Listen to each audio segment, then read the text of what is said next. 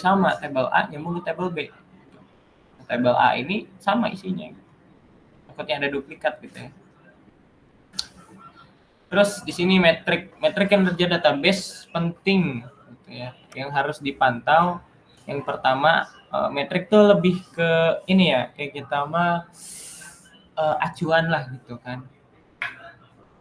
Acuan kayak apa aja sih yang ada di kinerja tuh, metriknya apa aja gitu. Yang pertama, waktu respons query. Berapa lama waktu yang dibutuhkan untuk mengeksekusi query SQL. Misal kita memberikan perintah select bintang bla bla bla, karena datanya banyak, ini membutuhkan berapa lama? Kan suka ada tuh ya, kalau misalkan kita ngasih perintah, ada output yang memberikan second gitu. Berapa lama waktunya? Terus penggunaan CPU dan memori. Berapa banyak CPU dan memori yang digunakan database? Nah, untuk ngebaca database kita ini membutuhkan berapa banyak nih CPU-nya, kayak kita membutuhkan berapa core lah ya, ataupun berapa mega atau giga gitu memori yang dibutuhkan untuk mengakses database kita. Terus tingkat input output disk, berapa lama data yang dibaca dan ditulis database dari disk. Jadi selain kayak kita kan memberikan perintah ke dalam SQL gitu. Itu dibaca terus ditulis database terus dimasukin ke disk. Biasanya kan ya contohnya lebih ke Mas? Disimpan lah datanya di dalam hard disk kita ya. Itu di dalam penyimpanan kita. Entah itu penyimpanan sementara atau emang penyimpanan permanen. Biasanya tuh masuklah ke penyimpanan di database, itu beda lagi. Terus yang keempat, jumlah koneksi. Berapa banyak koneksi yang dibuat ke database? Kayak kemarin mungkin yang dikoneksikan ke dalam database, misalkan perangkat apa aja nih, kan siapa aja yang mengakses. Itu juga bisa membuat kinerja juga bisa jadi lambat gitu ya. Ya contoh umumnya mungkin down server pada database apa gitu, bank gitu kan, karena banyak yang akses, atau database apa gitu yang emang kalau banyak yang akses itu dia langsung down gitu. Nah, itu salah satu ini ya, metrik yang harus dipantau gitu, karena ngaruh juga. Yang kelima, gagal koneksi. Berapa banyak koneksi ke database yang gagal? Kayak tadi yang tadi saya sebutkan, kayak down, server down, itu kan sebenarnya kita itu berusaha untuk akses database ya. Misal kita ke suatu website. Website itu kan sebenarnya ada database-nya yang mana disimpan di dalam hosting gitu ya. Database itu kita coba untuk akses gitu, yang mana nanti bakal keluar tampilan websitenya. Namun semakin banyak yang mengakses, itu semakin banyak juga rintangannya, ataupun semakin banyak juga semakin berat si pemrosesan itu bekerja gitu. Kayak transaksinya itu berat gitu karena banyak request ya, banyak request yang masuk, sehingga menyebabkan beberapa request itu tidak menerima apa yang di request gitu, jadi gagal. Oke, lanjut di sini, tuning kinerja database adalah proses menyesuaikan konfigurasi dan pengaturan database untuk meningkatkan kinerjanya. Terus ada teknik ya, teknik umum untuk tuning, ataupun kayak kita mah buat menyesuaikan konfigurasinya. Ya. Ya, tuning kinerja tuh kayak apa ya? Misal kalian kan punya CPU ya. CPU-nya itu kan berapa GHz atau apa gitu. Kalian pernah dengar kayak overclock ataupun apa? Nah, itu sebenarnya overclock itu dia tuning juga gitu ya. Tuning kinerja gitu, menyesuaikan konfigurasi. dia pengen custom konfigurasinya. Cuman ini bedanya di database gitu, bukan di perangkat. Untuk yang pertama, pengindeksan gitu. Menambahkan indeks ke tabel database dapat meningkatkan kecepatan query dengan memungkinkan database untuk dengan cepat menemukan data yang dibutuhkan. Nah, contohnya kayak gini. Misalkan database dengan primary key itu lebih cepat gitu. Si database ini mencari datanya kan, kayak kita mah sistemnya ini membaca datanya itu bakalan cepat. Kayak contoh, kita bakal cepat nyari misalkan di toko online ya. Di toko online kita pengen nyari sepatu cats gitu. Nah, harus ada kata kunci tuh, sepatu cats ya, buat ngefilter. Sementara kita nggak ada fitur filter tersebut gitu. Kita nggak pakai si kata kunci sepatu cats tersebut. Otomatis kita bakal lama tuh nyari ya. Di sekumpulan sepatu-sepatu yang mungkin bercampur, ada sepatu sport, ada sepatu wanita gitu kan, ada sepatu pentopel gitu. Kita bakal nyari karena tidak ada kata kunci yang diterapkan. Makanya si database ini bakal lama ngebacanya. Nah, maka dari itu menambahkan indeks ataupun indeksi kepada kepada data atau table itu dapat meningkatkan kecepatan gitu ya. Indeks ini nggak cuman kayak kita indeks primary ataupun kata kuncinya, sebenarnya dalam angka juga ya. Itu bisa misalkan ini nyambung juga ke key primary atau foreign key gitu ya. Nyambung juga ke situ karena misalkan dalam 1, 2, 3, 4, 5, 6, 7, 8 ataupun kayak kode ini gitu kan, kode produk. Nah, itu memungkinkan tabel untuk mencari ada gak nih produk dengan kode seperti ini ya. Lanjut, yang kedua, normalisasi data. Normalisasi data dapat membantu mengurangi redundansi data. Redundansi itu lebih ke pemborosan ya, dan meningkatkan kinerja query. Jadi kita normalisasi data dulu. Jadi kayak kalau misalkan di DD kan normalisasi data tuh data itu kita mah nggak mentah lah. Sama caching query dapat membantu meningkatkan kinerja dengan menyimpan hasil query untuk digunakan kembali nanti. Jadi kayak kita mah disimpan sementara ke dalam cache gitu ya, sehingga nanti bisa dipakai lagi gitu. Makanya kalau misalkan kita browsing aja, itu tuh history kan itu tuh nyimpen cache ya, kayak gitulah ininya gambarannya mungkin, tapi ini dalam hal database gitu ya. Terus hardware upgrade gitu, meningkatkan perangkat keras database dapat membantu meningkatkan kerja jika sumber daya CPU, memori ataupun disk tidak memadai gitu ya. Contoh misalkan kita pengen datanya itu 500 GB dan disknya itu nggak ngepas sih, kayak kita mah lebih 100 GB nih, 600 GB.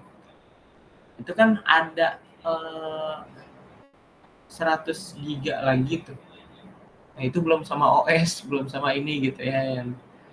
Jadi sebagian kecil dari disk itu tuh penyimpanan itu buat ngeproses, mencari data gitu kan.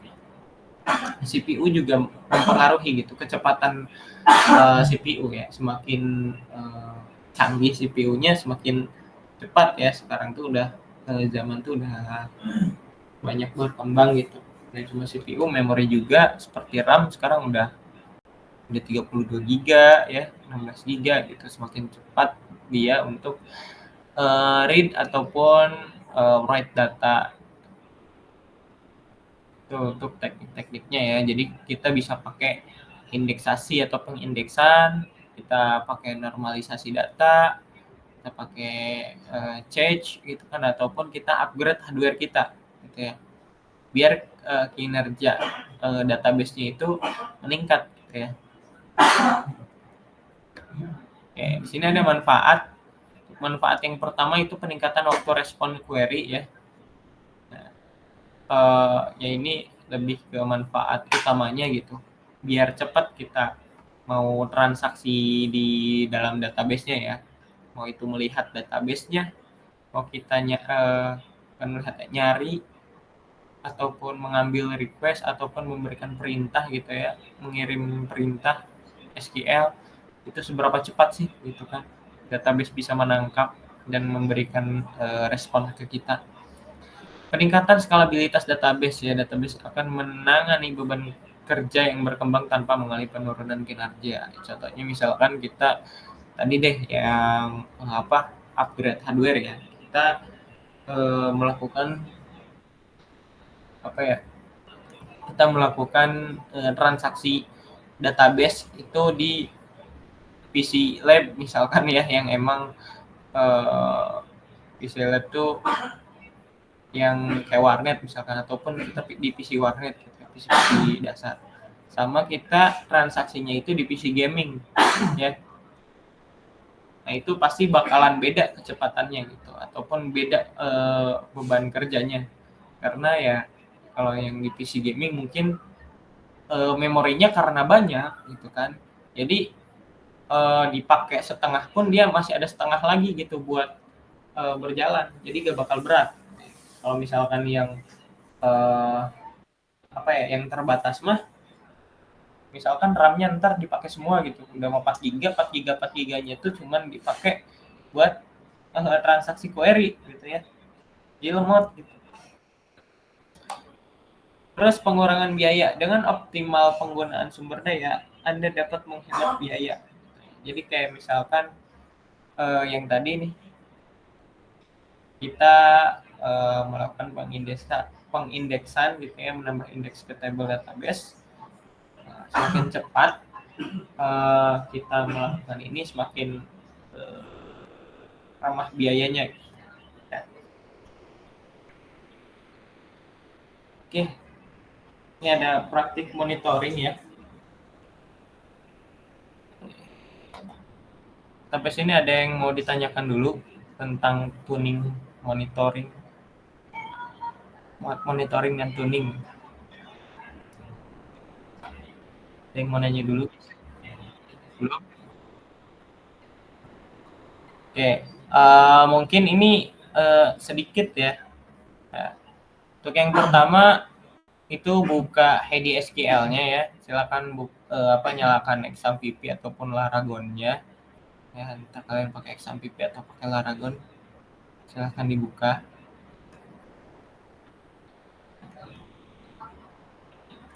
Sebentar.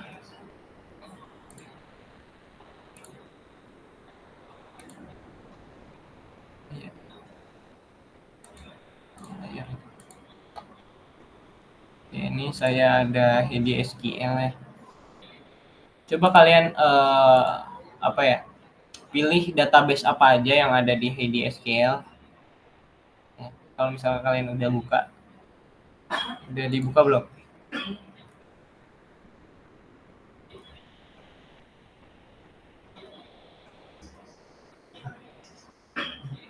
Kalau udah dibuka, silakan pilih yang mana aja. Mungkin yang pernah kalian pakai untuk praktek gitu ya. Misalkan di sini saya punya mahasiswa ya, database mahasiswa. Oke. Kita pilih database-nya aja, yang kemana-mana. Nah, terus kita lanjut ke query ya. Sini query. Bentar.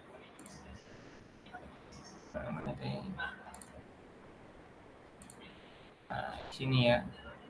Kita pilih di sini database mahasiswanya. Nah, kalian mungkin pakai database apa aja yang ada di kalian, bebas sebenarnya. Ini cuman buat ngecek aja sih. Jadi kita udah dipilih, kita masuk ke query ya. Di sini kita bakal ngetik, kita pakai perintah select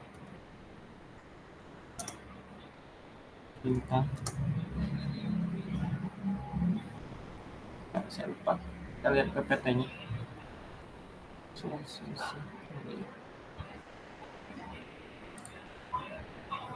Nah, ini salah. Ini dia. Balik. Nah, ini panjang soalnya. Select bintang from performance schema event statement current. Apa tadi? Lupa.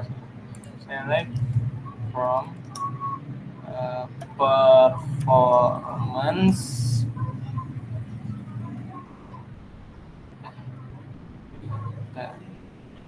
lupa saya performance. Nah, ini dia skema event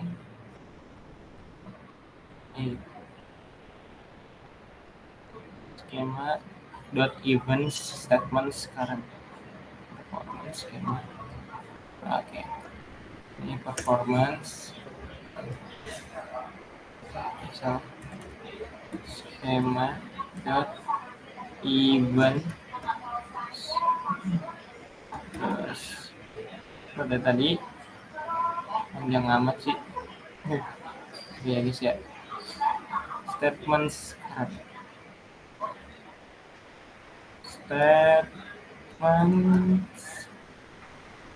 kurang. Nah, ini kecilin dulu bentar.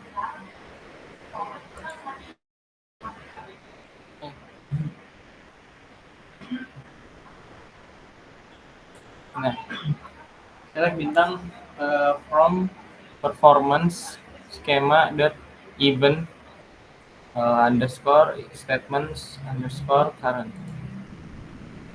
Ini bisa kita run aja, bisa di F9 ya, ataupun klik play yang di sini di atas ini. Nah, ini dia bakal memunculkan output sebagai berikut ya. Nah, di sini ada metriknya nih ya, ada time start, time end, time wait, log time ya, course, event name, event ID, create ID. Nah, yang perlu diperhatikan ya, apa di sini? Ini udah belum? Ini udah belum? Nah, prakteknya cuma ini aja sih. Cuma ngelihat performance skema event statement sekarang. Ini saya kirim aja kode di Gmail. Oh, ketinggalan. Ini. Kita lanjut ke PPT. Ya, ini buat apa sih ya? Nah, kita disuruh perhatikan bagian timer wait sama log time ya. Berarti timer wait yang ini nih, yang 500 juta sama log time. Log time-nya itu 5 juta. 500 juta sama 5 juta. Nah, ini bukan second ya, kalau second ini udah lama gitu ya, udah 5.000 hari berapa ya? Atau 500 hari kan. Ini 500 juta itu ini peso second. Pokoknya di bawah millisecond dan bawahannya lah. Ya kan? Ya. Sampai di sini aja nih. Ininya gak kebaca nih berapa detik ya. 0,000 second, berarti dia itu 5-nya itu di belakang, benar-benar belakang. Terus apa yang harus diperhatiin? Kenapa kita harus merhatiin timer wait sama log time? Nah, ini alasannya. Yang paling berpengaruh terhadap kualitas dari database adalah time wait sama time lock atau lock time ya. Karena waktu menunggu atau sama waktu penguncian atau lock dapat menjadi indikator dari masalah kinerja atau desain yang mempengaruhi kualitas database secara keseluruhan.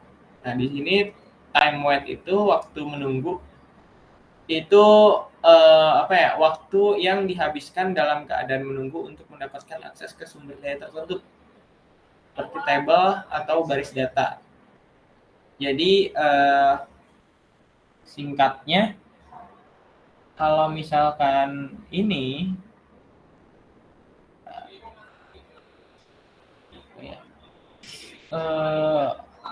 bahasanya apa ya? Kalau time wait, jadi lebih ke berapa lama si database itu bisa melakukan menjalankan SQL kita gitu. Ya. Jadi berapa lama yang dibutuhkan buat ngejalanin perintah kita tuh itu time wait ya. Jadi singkatnya kayak gitu. Berapa lama sih gitu kan SQL kita dapat berjalan gitu. Nah, lock itu kalau time lock tuh apa ya? Waktu yang dihabiskan buat nunggu kunci pada data. Kayak kita mah ini di sini dihabiskan dalam keadaan penguncian di mana transaksi memegang kunci akses ke sumber daya tertentu untuk mencegah konflik dengan transaksi lain. Jika waktu penguncian terlalu tinggi, ini dapat menyebabkan penurunan kinerja dan bahkan deadlock, ya, di mana dua atau lebih transaksi saling menunggu satu sama lain untuk melepaskan kunci akses. Jadi kayak kita mah antrian ya. Time lock tuh lebih ke antrian. Tuh, kita mau mengakses sesuatu tapi kita harus menunggu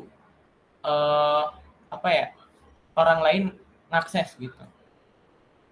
Berapa lama dihabiskan dalam keadaan penguncian. Jadi kan misal si perintah SQL ini dijalankan nih, dikunci nih, ini dulu dijalanin gitu. Nah, kita itu nunggu di sini, nunggu sampai si ininya tuh selesai tuh. Udah selesai, dibuka lah gitu ya. Tuh, baru kita masuk. Nah, ini kalau misalkan waktu pengunciannya terlalu tinggi, kayak kita mah lama banget ya, waktunya itu lama banget gitu. Itu dapat menyebabkan penurunan kinerja bahkan deadlock. Deadlock tuh kayak dua atau lebih transaksi saling menunggu satu sama lain gitu. Jadi antriannya banyak lah, ya, antriannya banyak karena terlalu lama memakan waktu. Itu makanya time wait dan time lock ini sangat penting. Kalau tadi time wait itu berapa lama proses kerjanya. Kalau time lock itu berapa lama waktu tunggunya. Ya, ini sama-sama inilah. Ini juga jauh beda nih. Soalnya prosesnya 500, time-nya 5 juta. Kalau misalkan itu di dalam seconds kan ini walaupun bedanya 500 juta sama 5 juta tuh kelihatan jauh ya, 5 juta sama 500 juta, tapi ini dalam satuan lebih dari milisecond gitu, jadi sepersekian detik gitu, gak bakal kerasa ya, 5 juta ke 500 juta itu gak bakal kerasa gitu kalau dalam mili-mili. So satuannya tuh saya lupa, pokoknya lebih dari milisecond gitu. Jadi makanya dia itu kencang ya, walaupun bedanya 5 juta ke 500 juta nih. Oke, sampai sini ada yang mau ditanyakan guys? Ini ada lanjutan ya. Kedua atribut ini memiliki dampak langsung terhadap responsivitas dan keandalan database. Waktu menunggu yang sangat tinggi dapat menyebabkan kinerja lambat dan waktu tanggapan yang panjang, sementara waktu penguncian yang berlebihan dapat menyebabkan deadlock dan gangguan dalam operasi database. Oleh karena itu, memantau dan mengoptimalkan waktu menunggu dan waktu penguncian merupakan langkah penting dalam memastikan kualitas dan kinerja database yang optimal. Jadi kalau misalkan kalian mau ya persiapan dulu kalau misalkan mau transaksi data gitu ya dalam database gitu, dan datanya itu banyak ataupun banyak yang akses ya, nggak cuma satu orang gitu kan, kayak sleeve-nya misalkan kita mau ngakses data masternya gitu ya, sleeve-nya banyak gitu ya, mau ngakses gitu. Nah itu kita harus persiapan dulu nih, lihat dulu waktu menunggu sama waktu pengunciannya gitu kan, sudah optimal atau belum. Kalau misalkan belum optimal, kita harus optimalkan dulu agar tidak terjadi uh, apa ya kesalahan-kesalahan ataupun uh, kinerja lambat dan menyebabkan kinerja menjadi lambat. Itu sepertinya lagi. Jadi fungsi tuning dan monitoring kinerja database itu seperti itu. Jadi kita cuma mantau berapa lama seberapa cepat kan laptop kita atau device kita tuh membaca suatu database, dan database-nya itu seberapa besar gitu.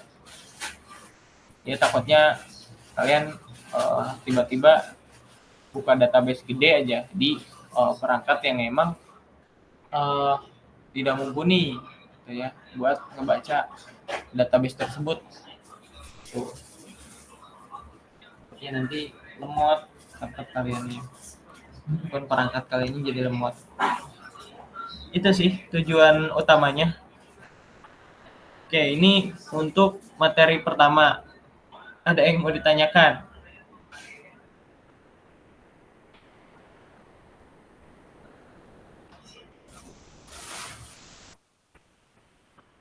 Oke. Nah, belum kita bakal masuk ke materi kedua. Di mana ya? Oke nih, big data. Big data udah belum? Kalau teori udah, kalau praktek belum.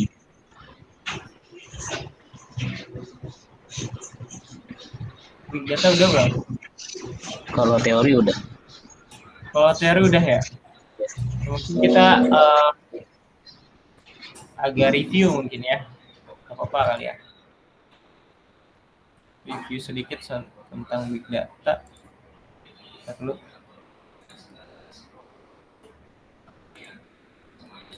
Jadi kita bisa langsung praktikum di big datanya.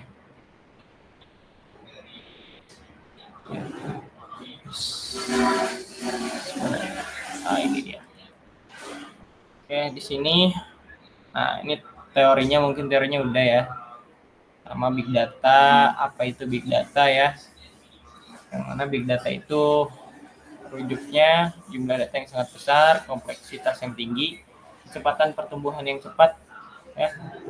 Itu untuk definisinya itu bervariasi tergantung pada konteksnya, tapi secara umum big data memiliki beberapa karakteristik yang membedakannya dari data tradisional.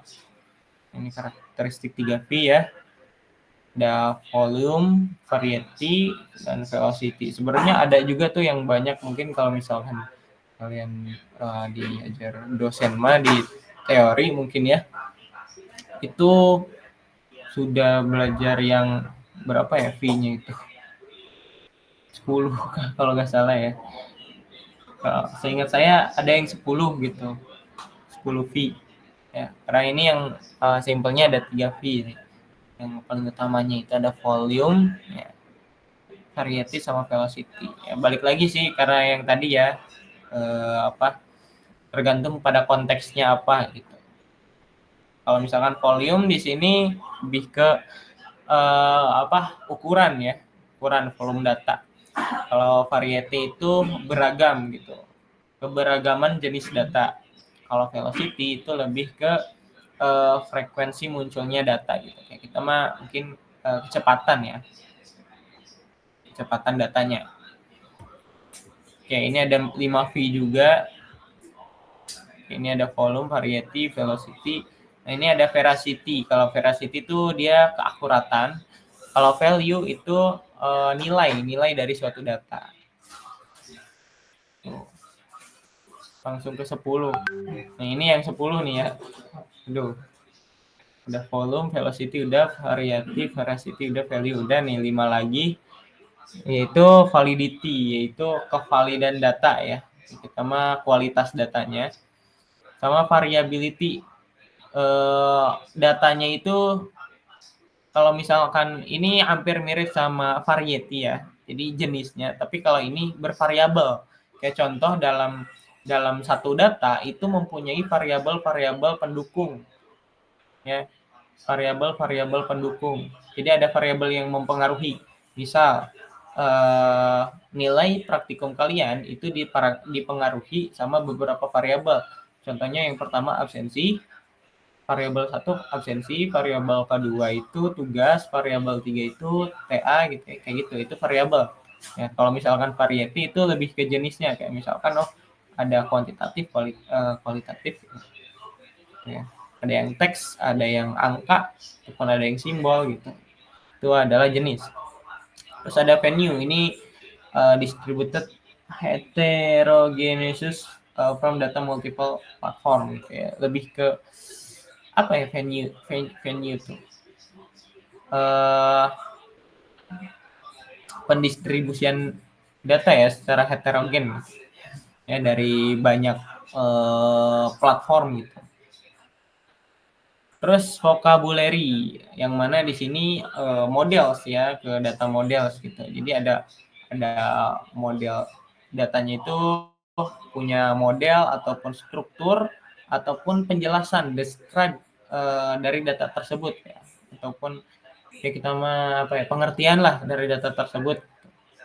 Terus ada vagueness gitu, confusion over meaning of big data and tools used. Jadi ini confusion over meaning of big data tuh kayak keabsahan data ya. Oke, lanjut, mungkin maksud dari karakter tadi apa Bang Nisi?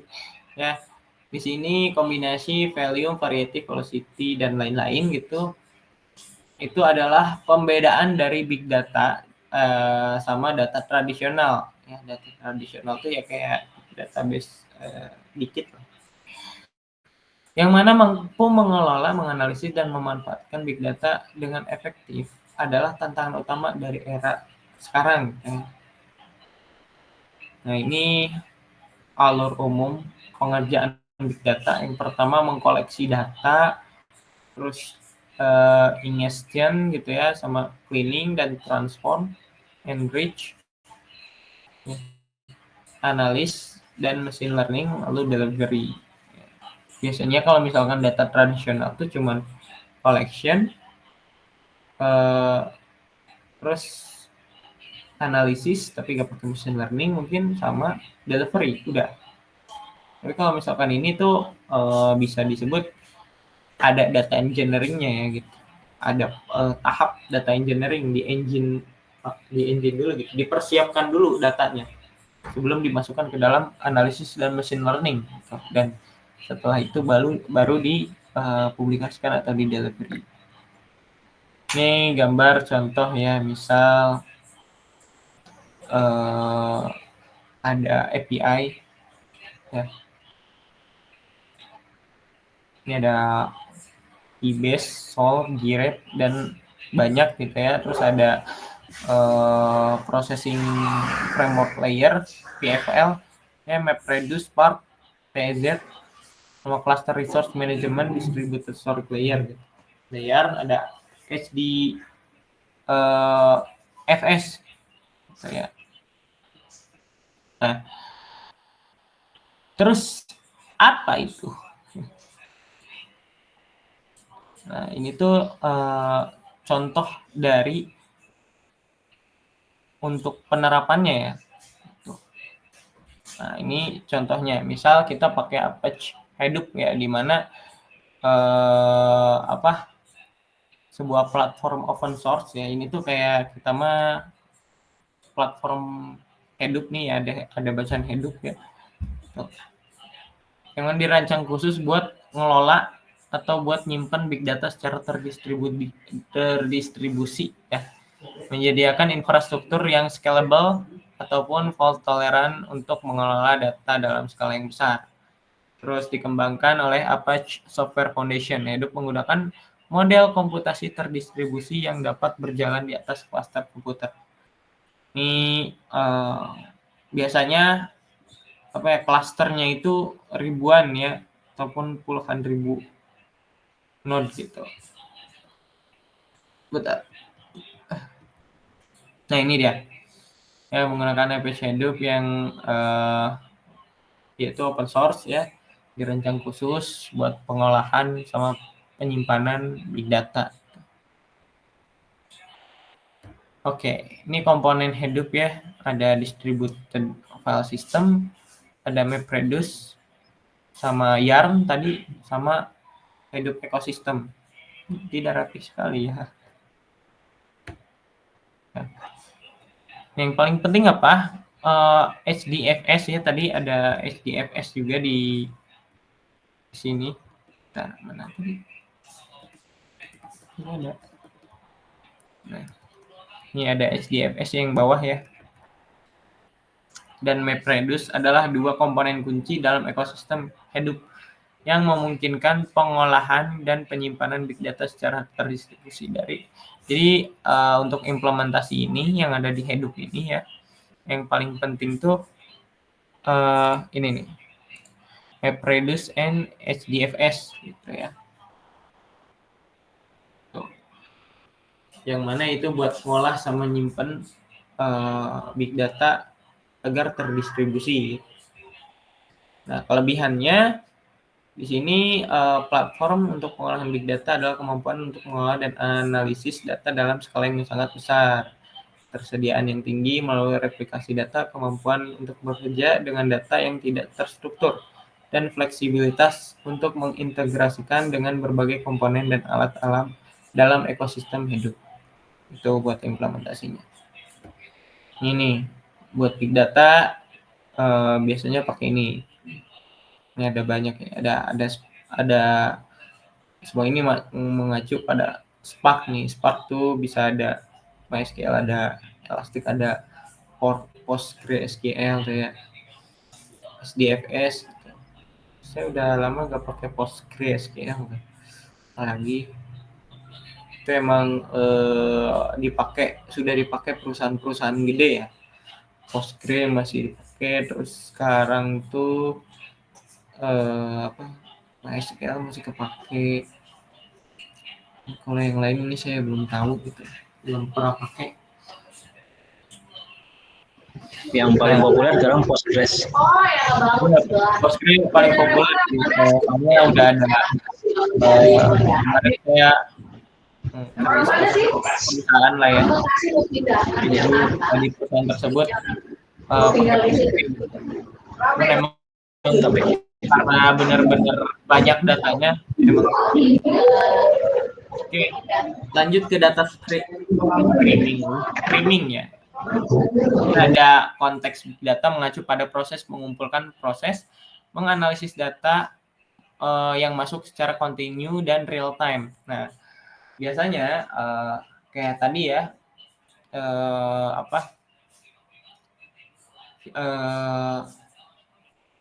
aplikasi-aplikasi ini kayak kita namanya platform ya. Platform tersebut gitu. Itu memungkinkan untuk menganalisis data yang masuk secara kontinu dan real time gitu. Jadi bisa dipakai secara real time. Contohnya pada perusahaan yang saya pernah kunjungi gitu ya, yang pakai Postgre itu adalah perusahaan yang investasi. Gitu. Perusahaan investasi yang mana perusahaan tersebut menggunakan Postgre sebagai database dari data-data investor gitu. Ya. Karena sudah ada aplikasinya juga, ya. Nah, aplikasinya itu mengacu pada database besar tersebut. Itu yang mana database tersebut diakses secara kontinu dan real time, ya.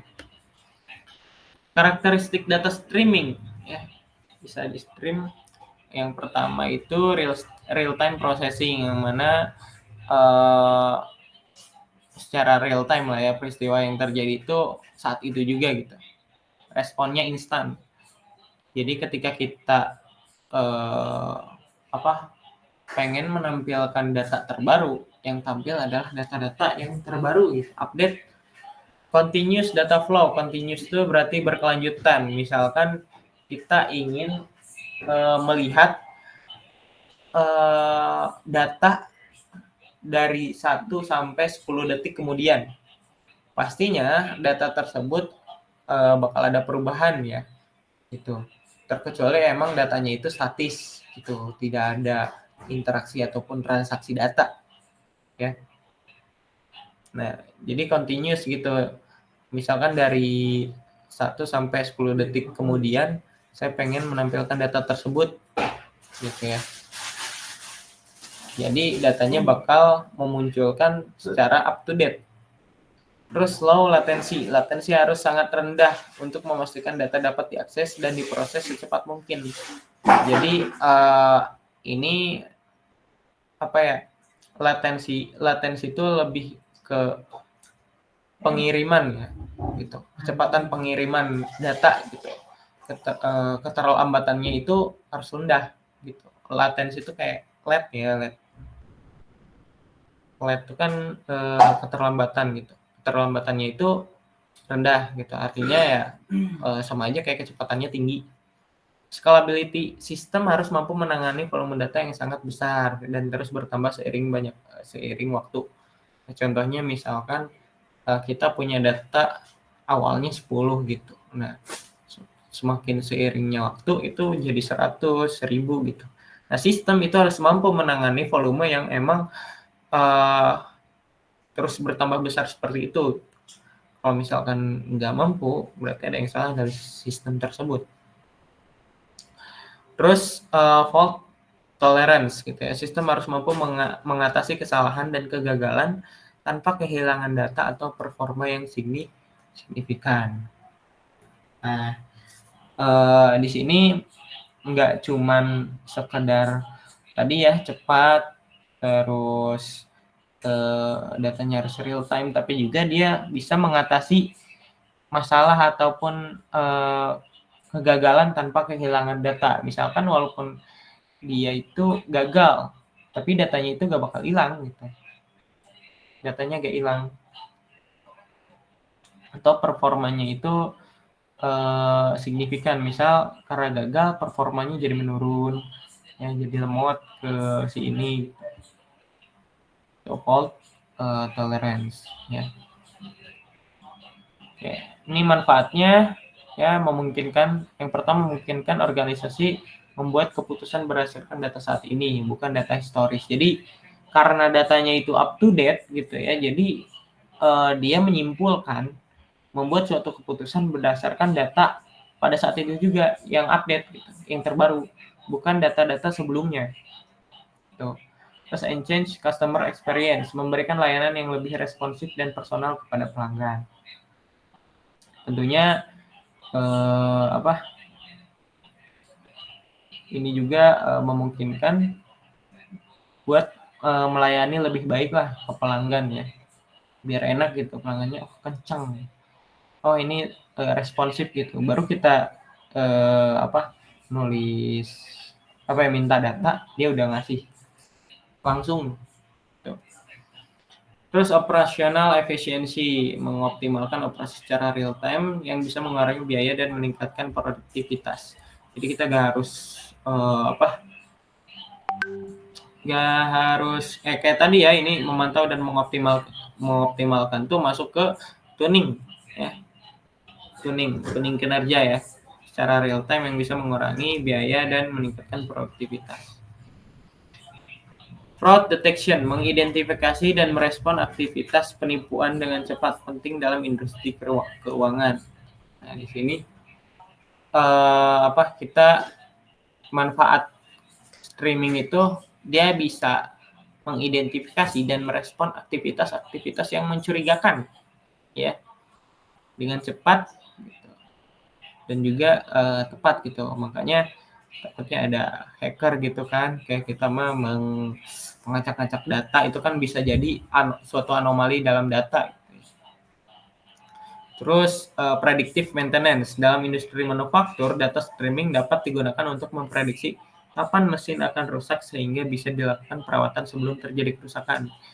Jadi kayak kita mah ada prediksi ataupun peringatan gitu ya, ketika datanya banyak nih gitu kan, oh si mesinnya itu ternyata mau meledak gitu, mau gak kuat gitu ya, dia gak kuat gitu.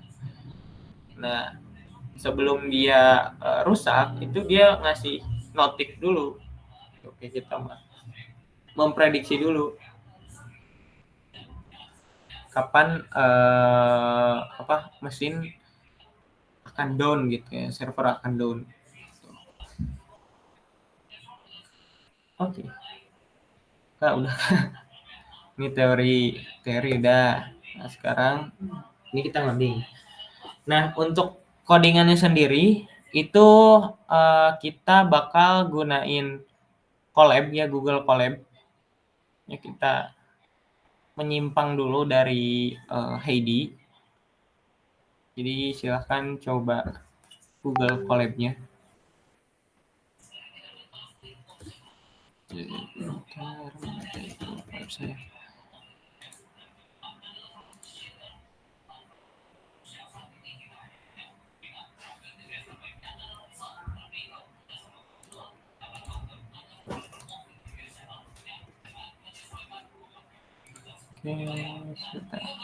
sampai sini ada yang mau ditanyakan dulu?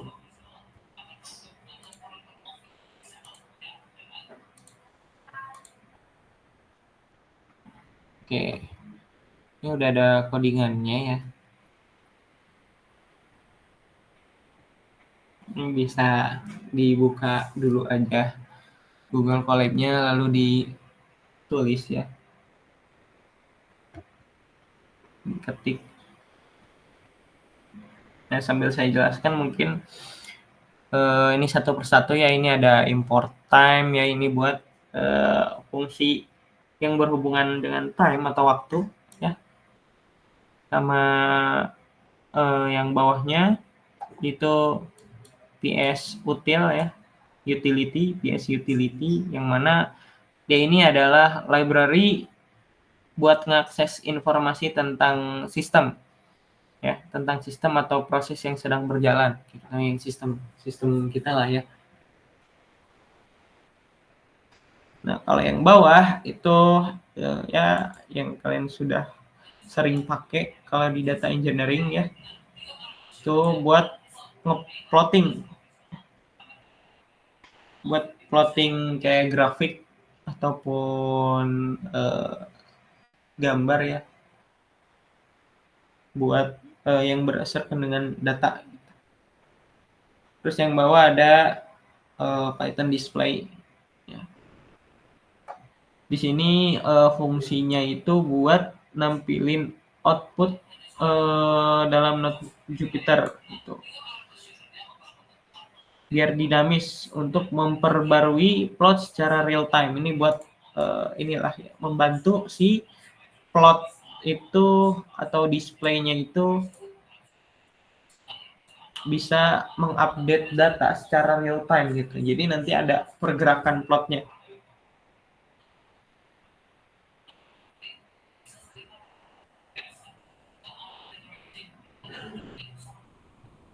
Ya. Terus lanjut yang kedua. Di sini ada RC parameters animation.html sama dengan JS HTML. Ini buat apa sih ya? Ini tuh kalau ini fungsinya yang kita panggil tuh dari matplotlib ya, PLT itu kita ngambil fungsi RC parameter, yang mana ini singkatan dari runtime configuration parameter.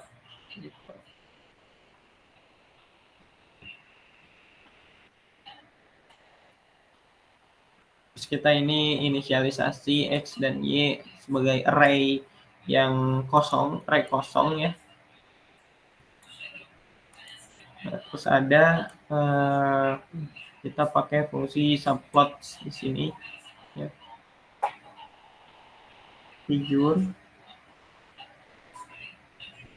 sama X.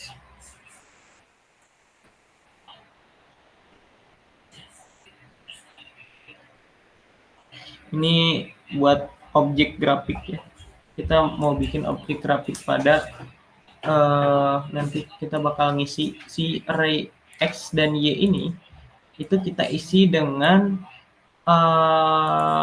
data real time yang kita ambil dari sistem. Ini kan kita ngambil data ya, ngambil data dari utilities sistem kita gitu.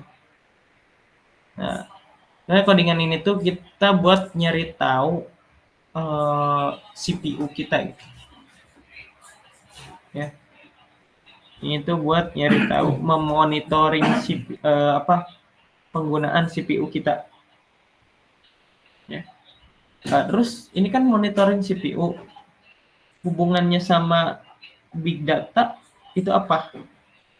Nah, ini tuh sebenarnya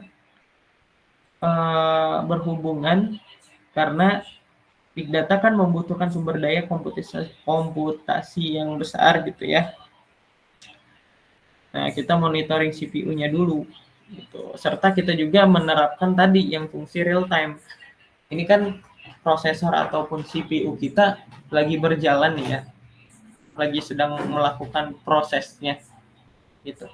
Nah, kita pengen ngambil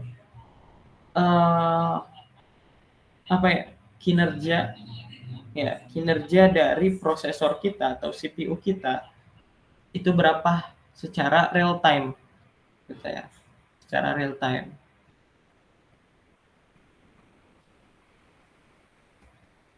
Oke, ini udah. Ini saya kelihatan kan ya?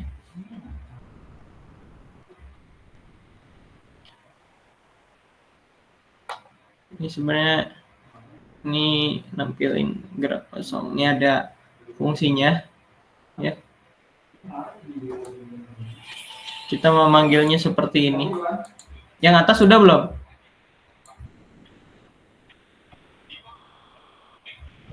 Udah. Aman. Udah. Oke, ini yang bawah nih. Range. Jadi kita bakal melihat output dari CPU kita selama 100 detik mungkin. Selama 100 detik. Ya berarti semenit, 2 menit. Semenit kurang. 2 menit kurang. Ya ini buat ini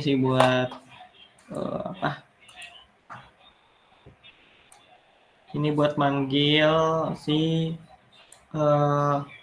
berapa kinerja CPU kita nih, persentase CPU kita ya dalam bekerja menggunakan PS utility. Terus ini mau buat label sama plotnya.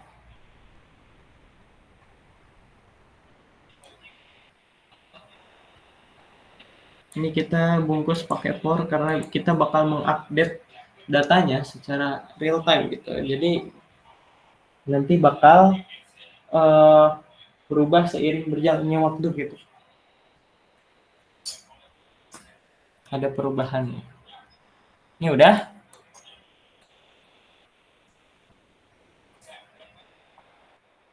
Oke, ini kita play deh ya. Kita jalankan semua.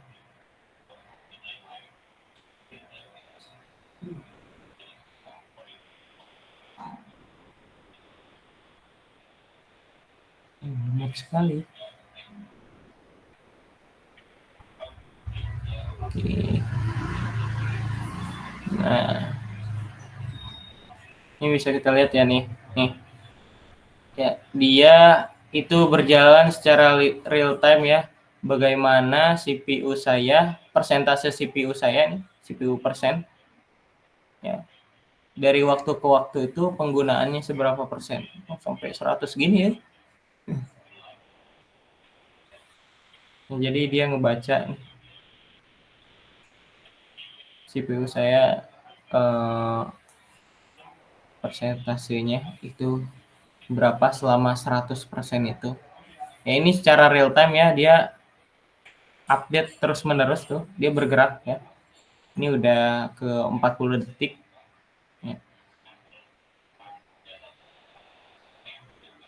Ini kita bakal dapat selama 100 detik ya. Nah, ini termasuk apa ya? Big data kecil-kecilan gitu. Jadi kita mengambil data dari CPU gitu kan secara real time.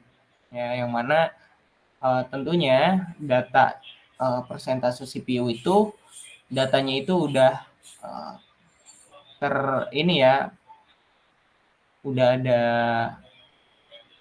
apa, banyak prosesnya gitu.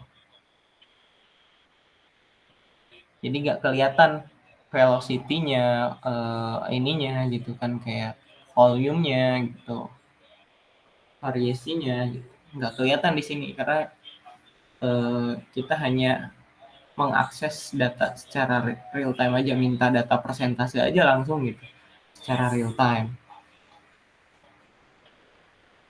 Jadi ini hanya mempraktikkan bahwa membaca big data tuh seperti ini gitu, membaca secara real time gitu ya. Ketika ada suatu update, dia bakal memberikan data sesuai update data yang terupdate tersebut. Ya. Nggak mungkin kalau misalkan kita transaksi di saham deh ya. Kalau misalkan kita transaksi saham, tapi ini tergantung perusahaan juga sih. Ada perusahaan yang emang melabelkan kalau harga harga sahamnya itu diupdate di kemudian hari gitu, di jam berapa gitu ya. Nah, tapi kalau misalkan nggak mungkin kalau di informasinya itu harganya itu 10.000 misalkan ya sahamnya itu. Nah, ternyata pas kita beli itu masih harga saham yang lama, itu 8.000. Nah, itu nggak mungkin karena harusnya data tersebut sudah terupdate. Ya. Pengambilan data itu harusnya secara real time gitu kalau misalkan dalam big data gitu ya. Karena tadi sebenarnya ini masuknya big data yang emang datanya streaming gitu ya, streaming data. Kalau misalkan big datanya yang tidak streaming, mungkin ya big data yang untuk digunakan buat analisis. Biasanya lebih ke data engineering tuh ya. Sebenarnya data engineering itu salah satu tahap untuk tadi kan ya, ada tahapan data engineering gitu. Tahapan untuk memproses big data gitu. Ada variasinya, ada velocity-nya, ada apa volumenya gitu kan. Kalau misalkan kita kumpulin datanya berapa ukurannya, terus kalau misalkan kita proses datanya itu berapa kecepatannya, terus kalau misalkan kita jabarkan berapa banyak jenisnya gitu, itu masuk ke data engineering juga kan masuk ke situ. Nah, ini big data yang emang di streaming ya, streaming data. Udah sampai sini, ada yang mau ditanyakan?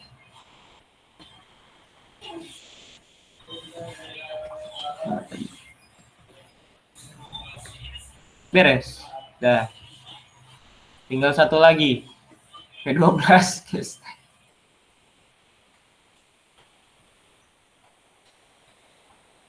Tinggal satu lagi ya. Pertemuan 12. Nah, ini kalau pertemuan 12 ini cuma teori aja, nggak ada praktikumnya. sama sekali. Sebentar.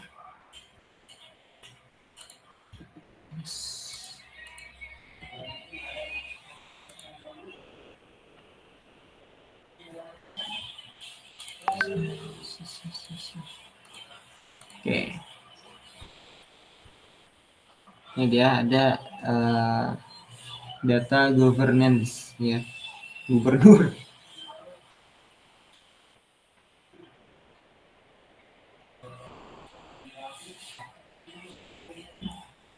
Oke, kita masuk ke data governance. Apa itu data governance? Ada yang tahu?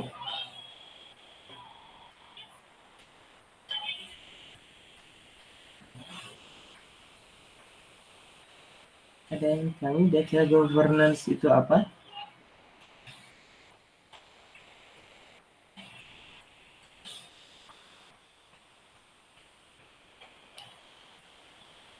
Halo.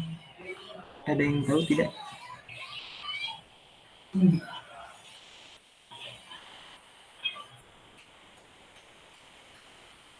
Kalau tidak ada,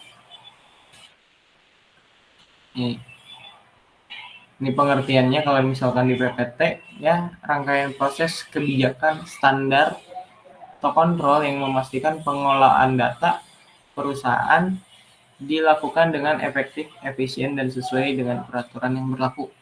Tujuannya adalah memastikan bahwa data yang dikelola sebagai aset yang berharga dapat diandalkan, aman, dan digunakan secara optimal untuk mendukung tujuan bisnis. Ya, jadi ini tuh lebih ke bagaimana mempraktikkan ya, sekumpulan praktek gitu yang memastikan bahwa data ini tuh dikelola dengan sistematis gitu ya, transparan ataupun efektif gitu. Itu dalam suatu organisasi atau perusahaan. Ya, yang mana ini digunakan secara optimal buat mendukung tujuan bisnis gitu. Ini lebih ke menggunakan data dalam bisnis gitu ya. Oke. Ini ada komponen utama ya. Yang pertama itu kebijakan dan prosedur ya. Nah, ini tuh kalau kebijakan tuh itu aturan ya. Aturan atau pedoman yang mendefinisikan gimana sih data itu harus dikelola gitu. Jadi ini data harus digimanain gitu. Ya, ini tuh datanya harus diapain gitu. Ya, sesuai dengan kebijakan perusahaan atau organisasi yang ada. Misalkan ini nggak boleh disebarluaskan data ini tuh. Ini nggak boleh dipakai sembarangan gitu kan. Itu kebijakan-kebijakan untuk pemakaian data. Terus prosedur datanya itu lebih ke langkah-langkahnya gitu, namanya juga prosedur ya. Itu langkah rinci yang ngejelasin gimana yang tadi kebijakan data itu diterapkan gitu. Jadi misalkan kebijakan datanya itu data ini digunakan untuk karyawan misalkan. Nah, bagaimana prosedur atau langkah penggunaan data tersebut? Apakah datanya itu hanya disebar ke karyawan kah? Atau bagaimana? Terus ada kualitas data ya, yang mana di sini ada akurasi ya, memastikan data bebas dari kesalahan. Terus ada konsistensi, sama kompleksitas sama keandalan ya. Itu tuh buat kualitas data, di mana kualitas data tuh harus ada lah gitu ya, berkualitas gitu. Yang mana akurasi, tentunya ketepatan data lah. Kalau misalnya kualitas, kita punya data tapi datanya nggak tepat gitu, itu kan patut dipertanyakan gitu ya datanya. Tuh akurasi. Terus konsistensi gitu ya, datanya juga harus konsisten. Misalkan kita mempunyai data itu awalnya 50, ujuk-ujuk tiba-tiba berubah jadi 70, tidak 75. Itu tidak konsisten. Ataupun tidak konsisten tuh kayak gini, data ini tuh data angka, tapi bisa kita isi dengan string gitu ya datanya. Itu kan nggak konsisten. Terus kompletitas gitu ya, yang mana harus komplit datanya tuh. Misal dalam kebijakan data ya, datanya itu harusnya itu mempunyai 13 digit karakter. Nah, namun pas dilihat ternyata tidak komplit gitu ya. Ada yang 12, ada yang 10 tuh. Ataupun ada yang kosong. Nah, itu tidak komplit. Itu ngaruh ke kualitas data. Berarti kualitas data tersebut sangat jelek gitu ya. Kayak contoh, bayangkan kamu punya ngambil data dari Kaggle. Ya, ternyata data dari Kaggle tuh banyak yang kosong. Yang ada banyak yang empty ini ya, variabel yang kosong gitu. Nah, banyak banget sampai kehitungnya ribuan gitu. Misalkan dari 2000 data ternyata 1000 data yang kosong gitu. Itu bisa disebut data yang kurang berkualitas ya. Tuh. Terus ada keandalan gitu, data harus dapat diandalkan atau valid gitu ya. Yang mana data ini tuh harus benar-benar memang dari sumbernya gitu, memang fakta gitu ya. Jadi nggak semena-mena kayak kita memanipulasi data. Ya itu kalau misalkan data yang dibuat dari manipulasi, itu datanya tidak berkualitas. Karena tidak ada validasi dari data tersebut. Ya. Terus ada keamanan, ini ya jelas ya, datanya itu aman gitu, terenkripsi. Ya. Yang mana kayak kita mau kontrol akses deh kayak kemarin ya, untuk mengakses grant sama revoke buat data. Ya. Selama grant kita memberikan akses grant kepada orang yang benar gitu kan, dan prosedurnya juga benar sesuai kebijakan. Ya, misalkan kita memberikan akses lah, kita memberikan grant, tapi di dalam grant tersebut kita membatasi hal-hal untuk data kita. Nah, hal-hal yang membatasi itu kita masukkan ke dalam kebijakan.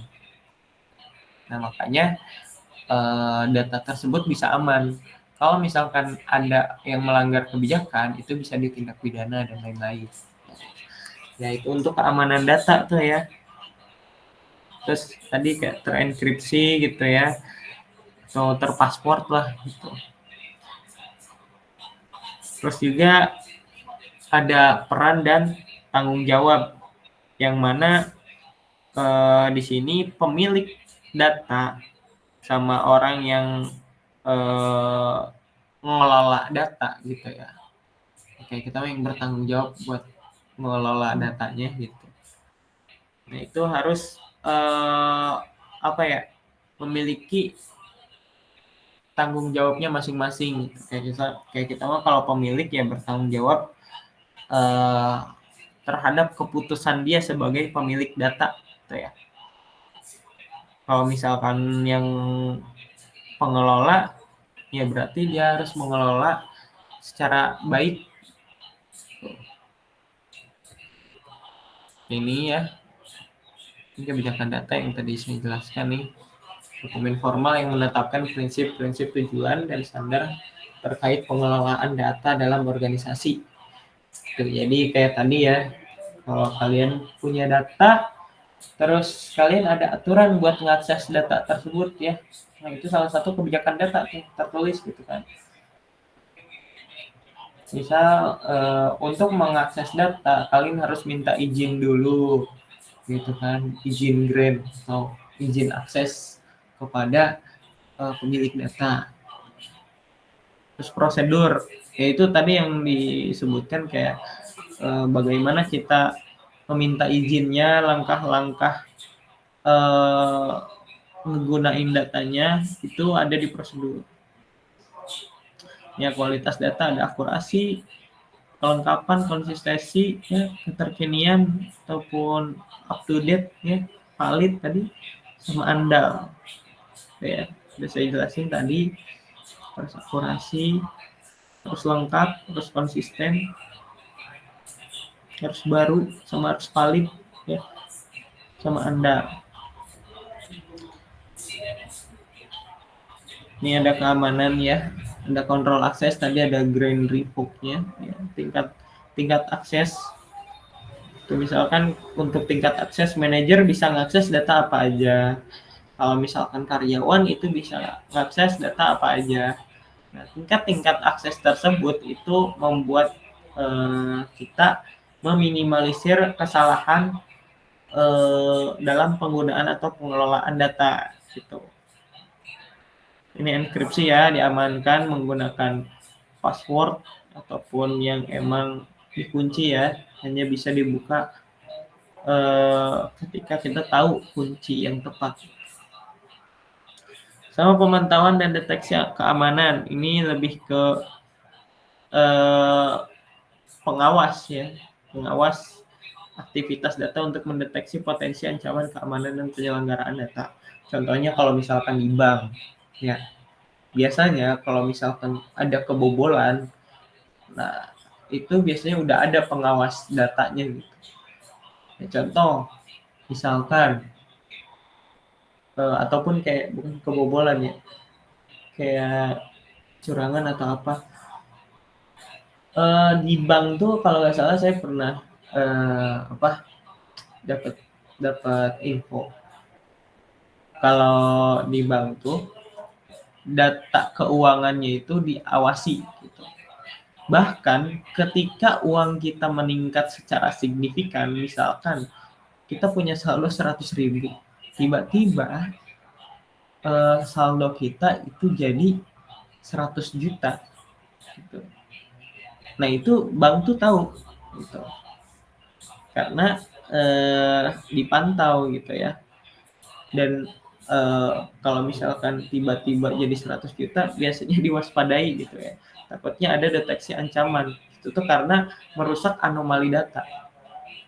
Nah kalian mungkin udah belajar di data engineering tentang anomali data ya, kayak kita apa ya kalau disebutnya, kalau di data engineering tuh anomali tuh kayak contoh di dalam data kalian yang harusnya range umurnya itu 17 sampai 28 tahun, tiba-tiba ada yang 1000 tahun, ada yang 100 tahun. Nah, itu kan data-data outlier. Oh ya, outlier. Data yang emang disebut sebagai anomali bagi data kita. Tuh. Nah, kalau misalkan tiba-tiba ada peningkatan data di bank gitu ya, tadi uang kita meningkat gitu secara signifikan, itu menjadi data anomali bagi si bank. Makanya itu masuk ke dalam pantauan deteksi ancaman. Yang keempat, kebijakan keamanan menetapkan aturan dan prinsip untuk melindungi data dari akses yang tidak sah. Ya, ini ada kebijakan juga, itu ada aturannya juga. Lanjut, di sini ada peran dan tanggung jawab ya, ada pemilik, tadi ada pemilik data, pengelola, pengguna, sama IT ya. Ya, tambahan tadi saya udah jabarin pemilik data, yang mana yaitu bertanggung jawab atas pengelolaan, keakuratan, dan keandalan data dalam suatu lingkup tertentu. Ya. Kalau misalkan pengelola itu adalah tim atau orang yang bertanggung jawab atas kualitas, integritas, dan konsistensi data sehari-hari. Jadi kalau pemilik itu dia ngelola terus keakuratan sama keandalan datanya itu dipertanggungjawabkan. Kalau misalkan si pengelola, terus ini kebalik ya, seperti kebalik. Kayaknya kebalik deh. Kalau secara logika saya itu pemilik data tuh memiliki kualitas, integritas, dan konsistensi data gitu. Kalau pengelola ya dia yang mengelola sama mengakuratkan dan keandalannya. Iya benar, kayaknya kebalik. Kalau pemilik data tuh harusnya dia punya ya kualitas sama integritasnya. Karena si pemilik berarti dia itu sumbernya dari dia gitu. Karena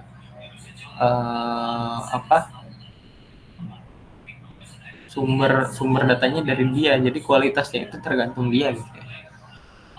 Oke, yang ketiga mungkin pengguna data ya, individu atau departemen yang menggunakan data dalam operasi sehari-hari untuk pengambilan keputusan.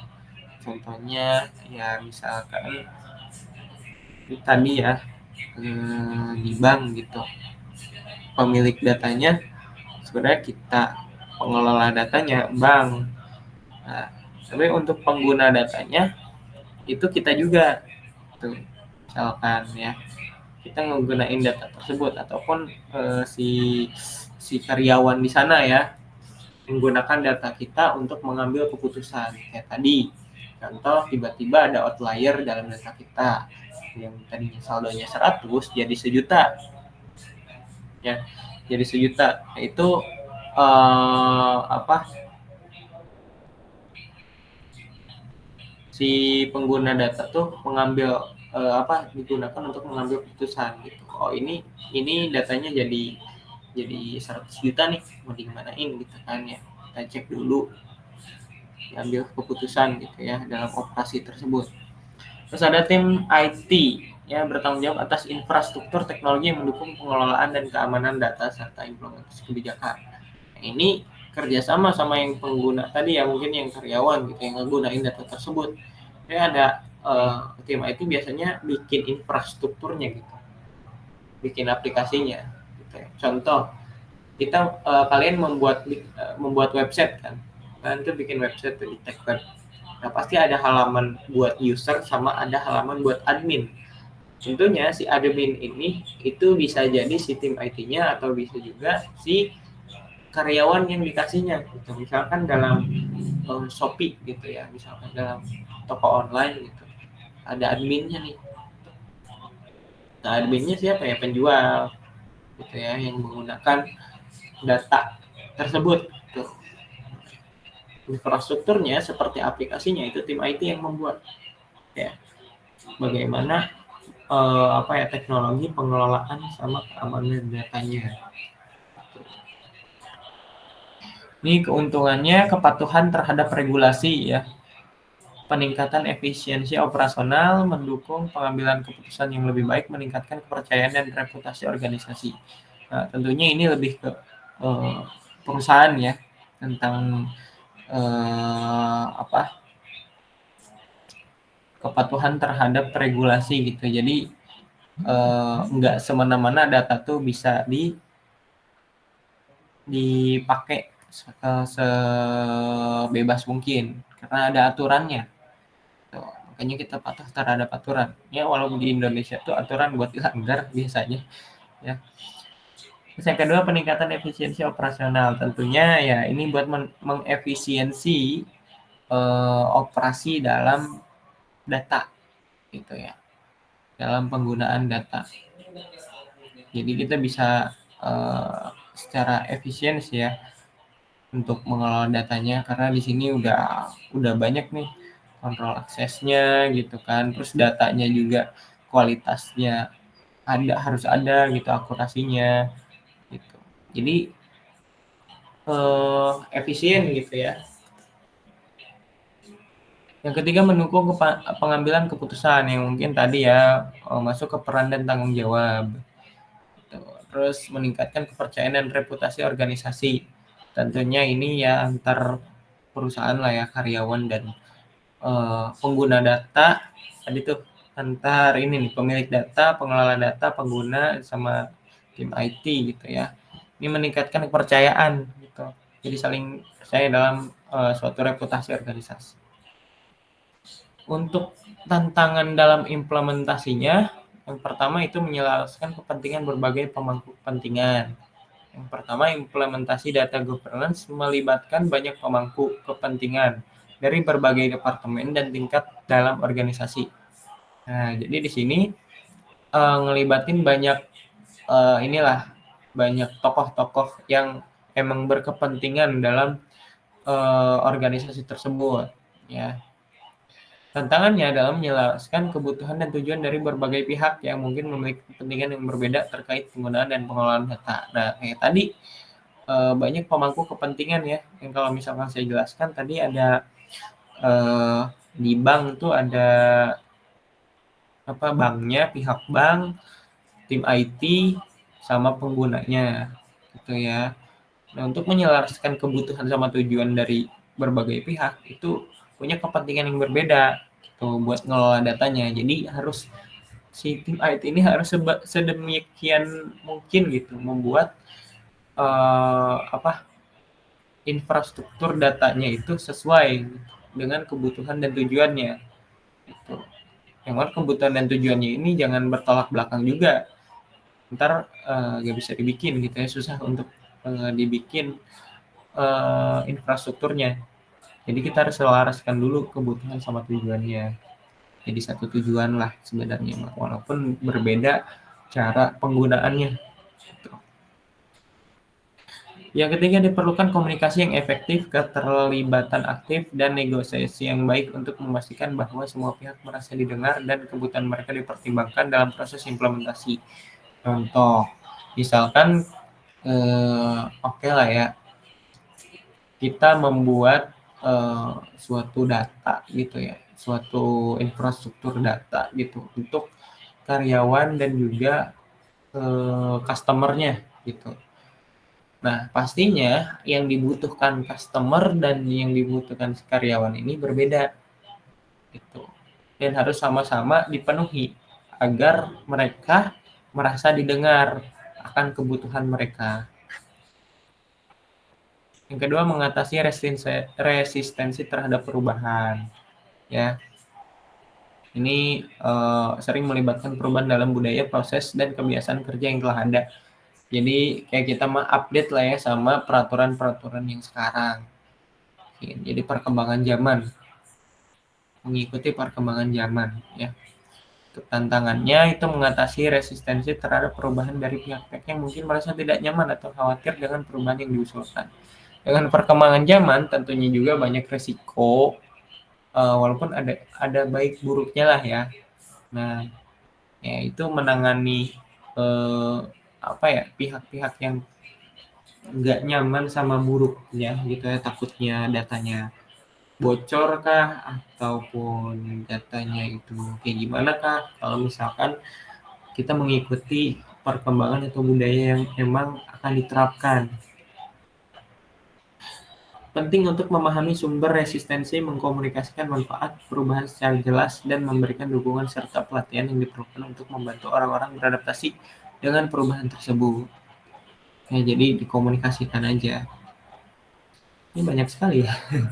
Memastikan konsistensi penerapan kebijakan di seluruh organisasi. Ya, ini lebih ke konsisten sih. Intinya mah memastikan kebijakan, prosedur, dan praktik yang ditetapkan itu konsisten di seluruh organisasi.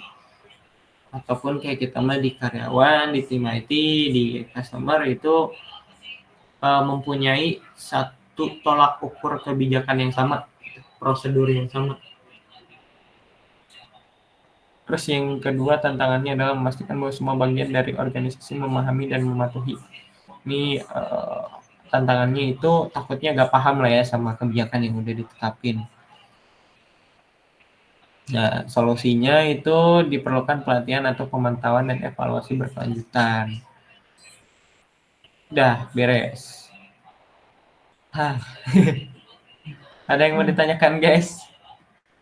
Mungkin bingung ya, pusing, ini agak meloncat sekali materinya dari data database ke data governance. Ini lebih ke pas mau ke perusahaan sih ya, kalau misalkan ini. Ada yang mau ditanyakan?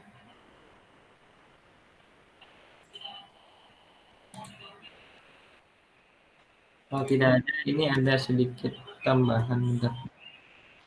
Nah, ada ya.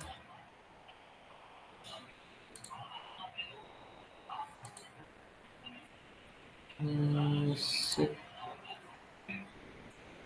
Mana teh?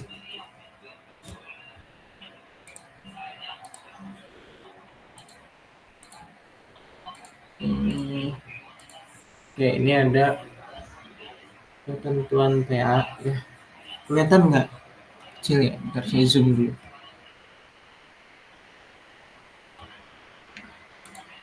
Ketentuan TA-nya seperti itu.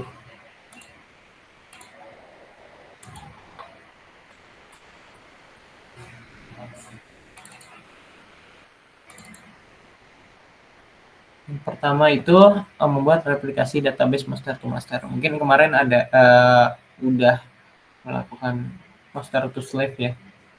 Sekarang master to master. Yang kedua, gunakan 5 anak materi contoh store prosedur yang kemarin gitu kan, parameter in, parameter out gitu. Jadi ini ada store prosedur, parameter in dan store prosedur, parameter out. Jadi in out itu dianggap 2 materi gitu ya. Jadi parameter in itu 1 materi, parameter out itu 2 materi kedua gitu. Yang ketiga, rekam aktivitas ketika kalian mengerjakan tugas akhir tersebut. Jika menunggu yang tidak pasti, maka rekaman bisa di-cut atau edit. Nah, jadi di videoin ya, ketika kalian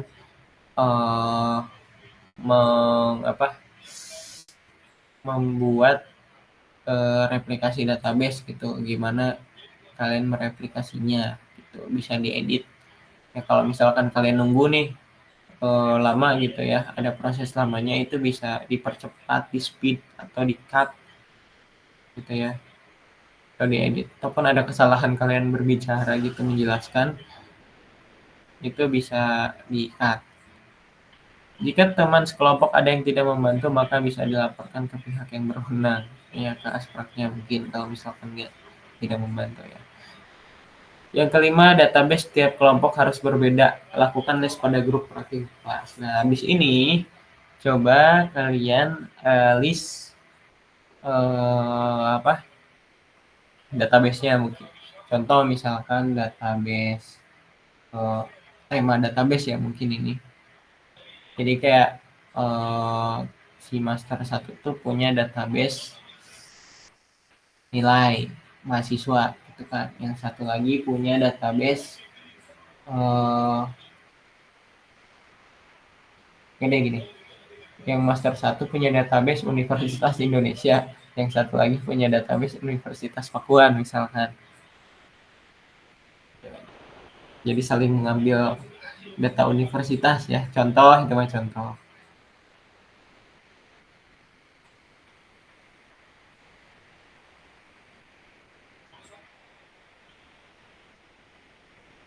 Ada yang mau ditanyakan tentang tugas akhir?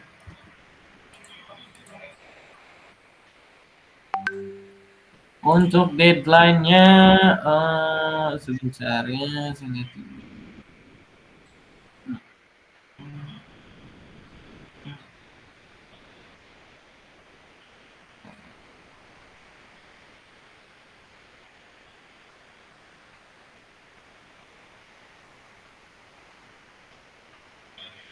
Oh, oke. Mungkin dimulai Sabtu ya, Sabtu depan ini. Ya kalau dari kohortnya minggu depan itu udah presentasi.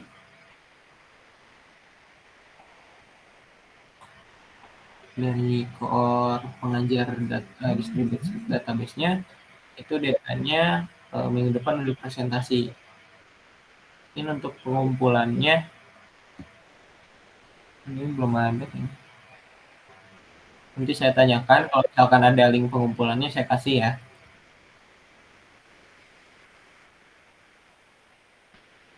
Oke, per kelompoknya sebentar.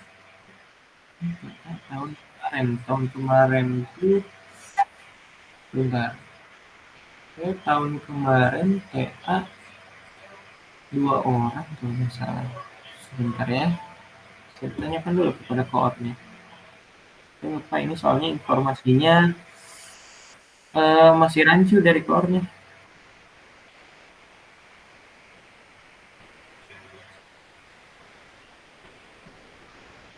Jadi nanti malam ini saya bakal kasih takutnya lama ya nunggu ya nanya dulu gitu ke orangnya berapa kelompok.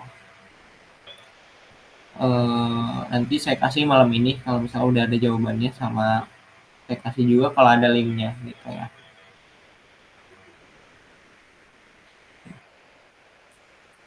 Boleh. Apa?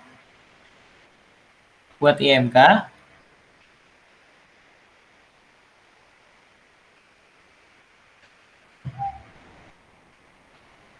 Bikin apa? Ya, wireframe, wireframe. Hmm.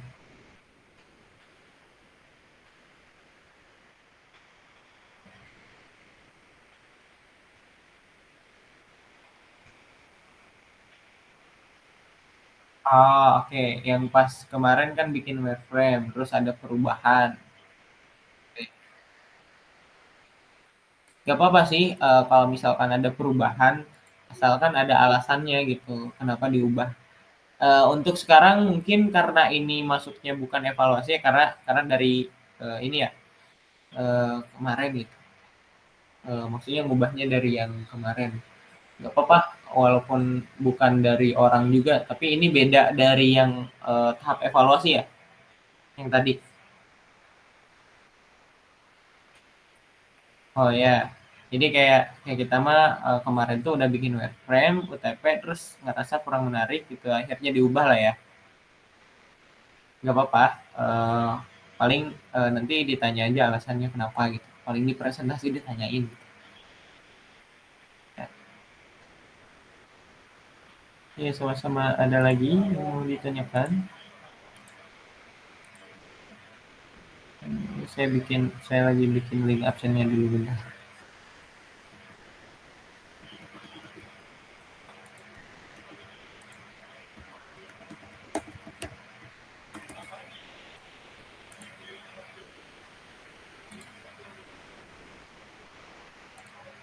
Oke.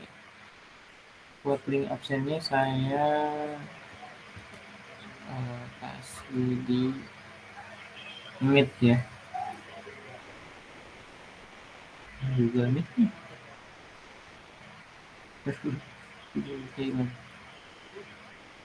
Ini dia.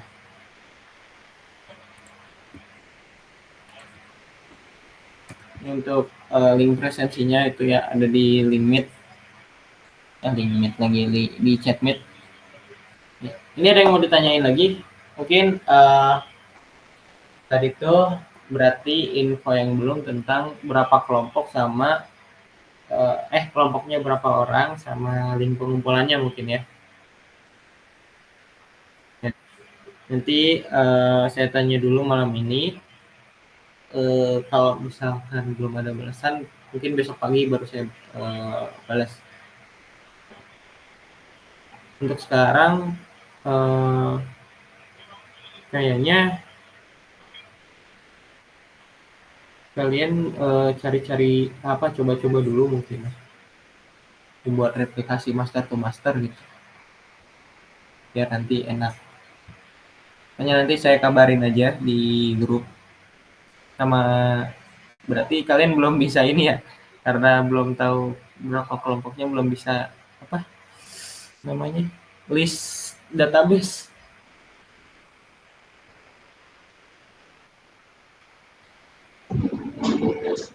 Maaf, masukkan pertemuan 14 kan ya? Ya, Pertemuan 14 kan ya? Absen, iya. absen. Ya, oke. Oh, absen sekarang. Nah, Itu yang karena kita 3 materi ya, itu dari 10, 11 sama 12. Nah, untuk 13 sama 14 itu buat absen ini presentasi sebenarnya. oh, berarti masukin 13 berarti. 12. Iya, Oke. mungkin 12. Oh, 2 orang katanya untuk kelompok.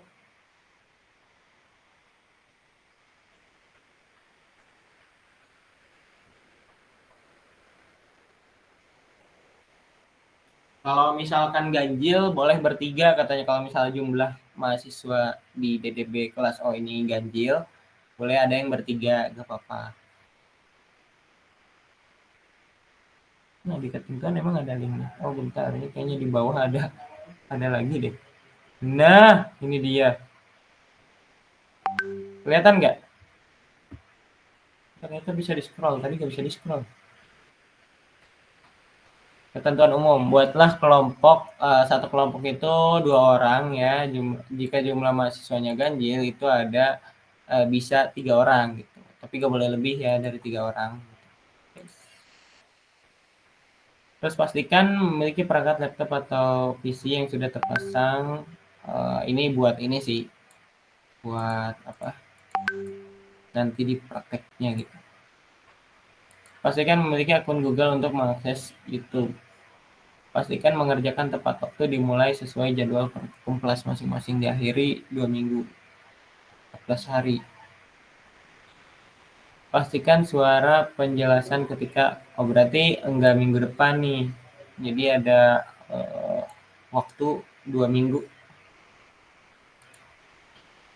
Ya berarti sampai pertemuan 14 ya. Ya 14 terakhir. Jadi untuk pengumpulan maupun ini mungkin. Pastikan suara penjelasan ketika praktek terekam. Jadi pas di videoin itu suaranya itu jelas ya. Setelah selesai merekam, melakukan upload ke